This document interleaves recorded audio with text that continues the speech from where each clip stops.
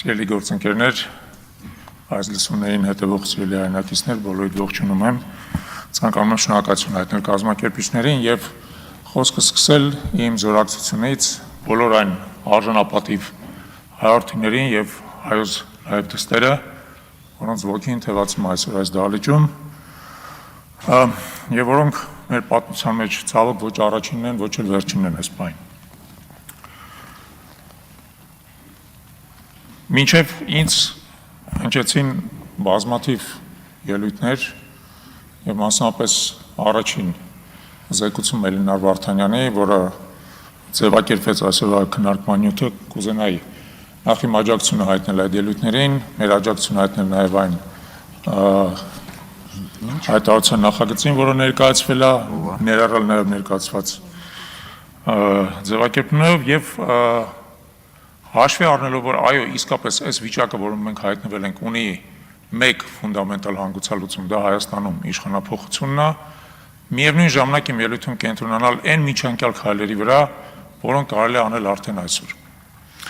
Հայաստանում այս պահին կա մոտավորապես 2800 ազատազրկված անձ։ Դրանցից 53%-ը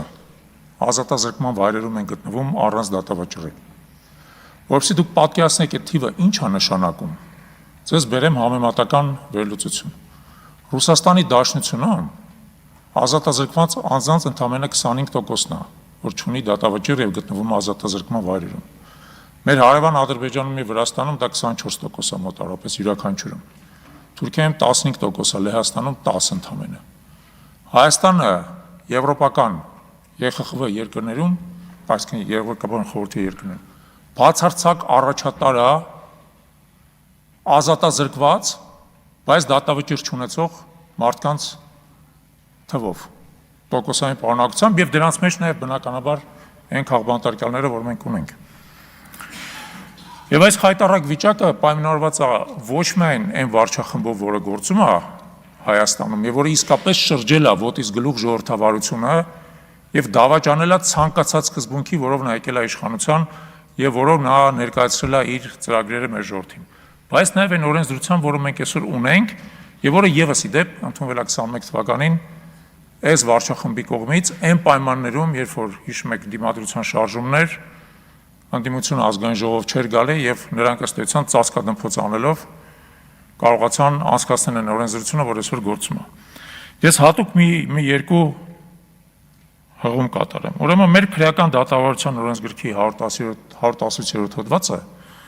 տալիս է կալանքի կիրառման պայմանները։ Եվ դրանք շատ տարածական են, գրված է հետևյալը տարածել։ Կալանքը կարող է կիրառվել միայն այն դեպքում, երբ այլընտրանքային խափանումամիջոցների կիրառումը անբավարար է սույն օրենսգրքի 116-րդ հոդվածի 2-րդ մասի պահանջների կատարումը ապահովելու համար։ Եվ դա դատավորն է որոշում։ Բավարար է թե անբավարար։ Չկա ոչ մի չափանիշ։ Բավարար է թե չէ, դատավորն է որոշում։ Հիմա եթե դատավորը հայտնվել է քաղաքական ճնշման տակ, նա որպես կանոն տալու է կալանքի սանկցիա։ 119-րդ հոդվածը ընդհանրապես, այսպես ասած, հրեշավոր պայմաններ է ձևակերպում կալանքի համար։ Եվս կարդամ ձեր թույլտվությամբ։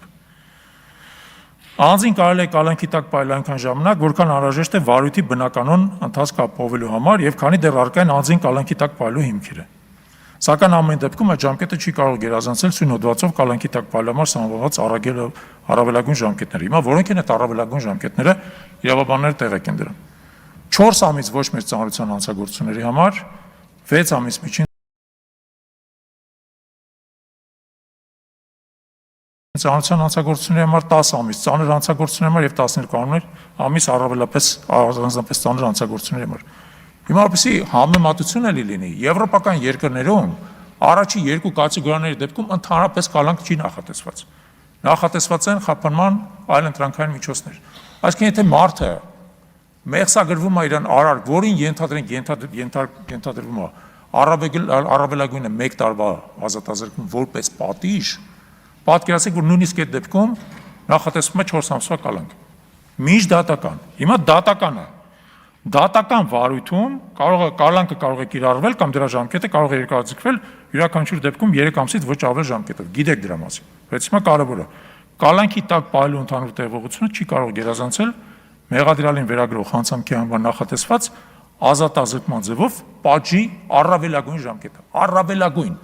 այսինքն մեր պրակտիկան կալանք տալու հիմնված է մեղավորության կանխավարկածի վրա, ենթադրվում է, որ մարդուն կարելի է կալանքի տակ պահել մինչև տվյալ արարքի կապ չունի, այդ մարդը վերջում արդարացվելու է, չի արդարացվել, առավելագույն ժամկետը։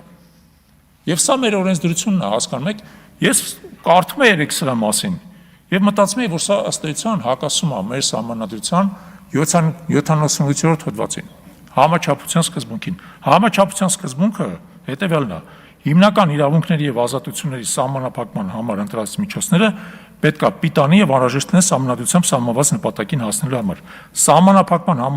համար ընտրված միջոցները պետք է համարժեք լինեն սահմանափակող հիմնական իրավունքի եւ ազատության նշանակությանը։ Այսինքն մեր մոտ կալանքը, որը սահմանափակման միջոց է, բացարձակ անհամարժեք է, բացարձակ անհամարժեք այն խնդրին, որ ինքը կատարում է։ Խնդիրը ո՞րն է ըստ էության։ Թույլ չտալ, որպեսզի մարդը կրկնակի անցագործություն կատարի, որպեսզի մարդը խափանի գործընթացը դատական եւ այլն։ Բայց դրա համար մեր օրենսդրությունը նախատեսում է կալանք մինչև տվյալ մեղսագրվող արարքի առավելագույն ժամկետը, որը բացարձակ աբսուրդ է, այսինքն ընդհանրապես նվազագույն ժամկետը կամ ժամկետի կեսը կարելի է հասկանալ, բայց առավելագույն ժամկետը եւ դա հիմք է, որպեսզի մեր քաղաքականացված դատարանները, ինչպես որ գործընկերներն են ասում, անընդհատ կիրառեն կալանք համանա առանց սահմանափակման։ Ուստի ուզում եմ ներկայացնեմ առաջարկությունը հարգարժան գործընկերներին, Հայաստան եւ պատիվ ունեմ դաշինքների, հարգելի գործընկերներ, եկեք աշխատենք միասին դիմենք սահմանադրական դատարան։ Այս 110-րդ հոդվածը այն բազիսն է իրավական, որով այս բոլոր մարդիկ գտնվում են հիմա